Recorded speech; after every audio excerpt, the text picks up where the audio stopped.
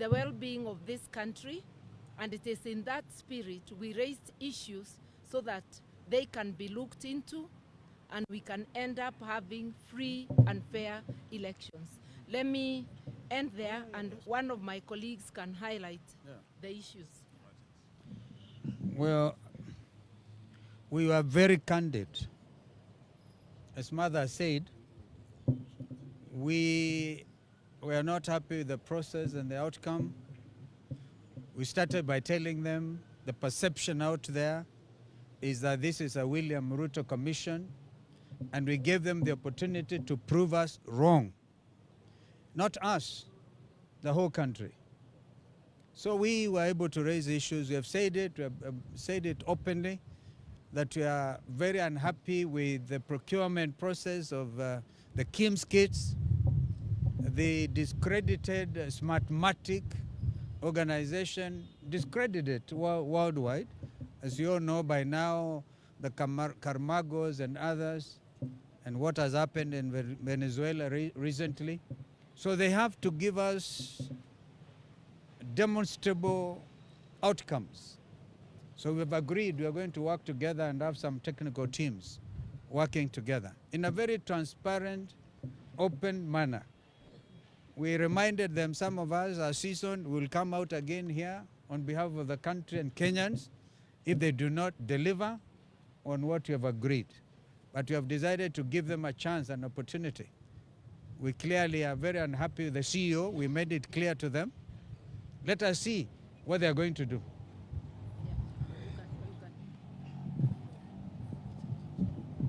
I think of great significance, which we need to emphasize, is this: whatever there's, we had misgivings about, the process that brought this commission on board and so on. But through this, we've had a cordial conversation, and they are public servants. In my own honest view, I've observed that there's a very serious sense of responsibility on a good number of them. And for the first time, we have agreed today, there are several lawyers who are here, we have institutionalized our interaction with them. We have agreed that we will set up a technical team on behalf of the United Opposition, and they will also appoint a technical team so that they can go through all those issues that we raised, blow by blow, and we will have another meeting to go through these issues.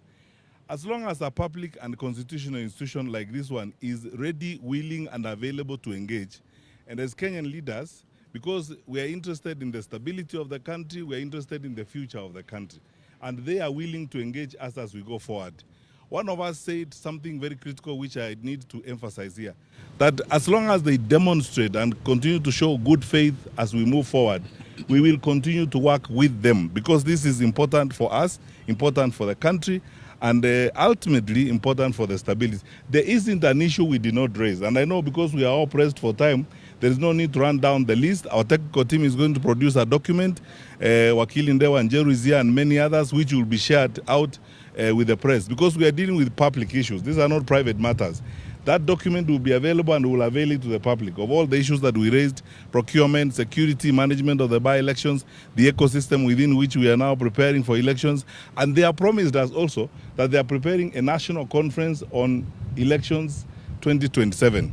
And we said, fair enough, if they're going to be open and engage clearly on these issues, we also have a citizenship responsibility. We are pointing out these issues, but we have a citizenship responsibility to do our bit to ensure that we contribute and work with them to deliver a credible election, and an election that will guarantee our country's stability, because that is what we are looking forward to. I think that's all we can say at the moment, unless my colleague Eugene wants to say one thing. I think just to add that many Kenyans are very concerned that we're entering an election year.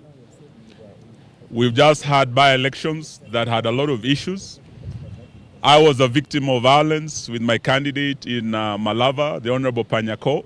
We raised all these issues with them as to why no action has been taken. And today we want to say that they have told us they're only 3 months into the job, but they are preparing to do better in the next elections. We have demanded that we must have a roadmap, an election timetable that will be open and transparent, and that will be able to engage the opposition quarterly to address the issues. And as we say this, we are also, as the Honorable Kalonzo said, concerned about the technology, particularly the Venezuelan technology that is discredited through a whistleblower who raised the issues in America. This same technology was used recently in Uganda. The Kim's kit failed in Uganda.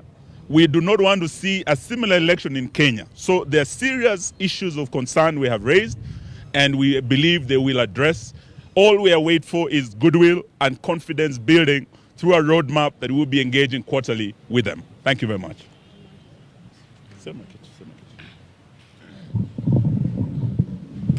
I think we have had a very good engagement, and the commissioners have given us very solid promise that they'll engage with us and they'll look at the issues, and we have told them we'll continue engaging as long as there's good faith.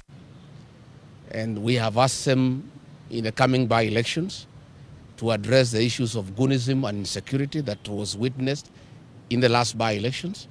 This will enable us to confirm that they have good faith. They have agreed that there were issues where goons took over polling stations, where cabinet secretaries took over polling stations and altered results. We have raised all those issues.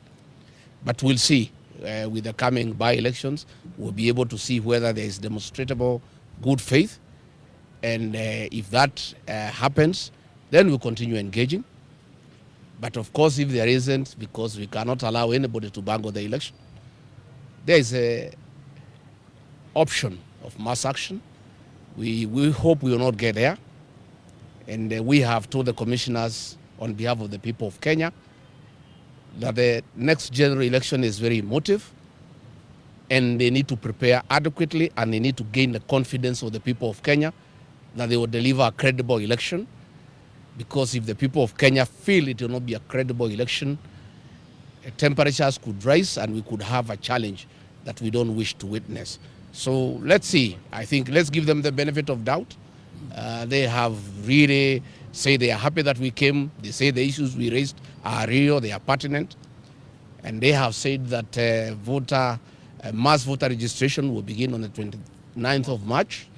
We have told them we don't think that is enough time. They need to do it for 2 months or 3. They have said they will start with 1 month, which is good. And we take this opportunity to ask the Gen Zs, because the registration has been going on at the constituency headquarters, and most of our young people have financial challenges. Once we have the mass voter registration that will be devolved to the polling stations, we want to ask our young people, the Gen Zs, and the professionals who are not registered before, to go and register and acquire the tool to bring the change that they desire.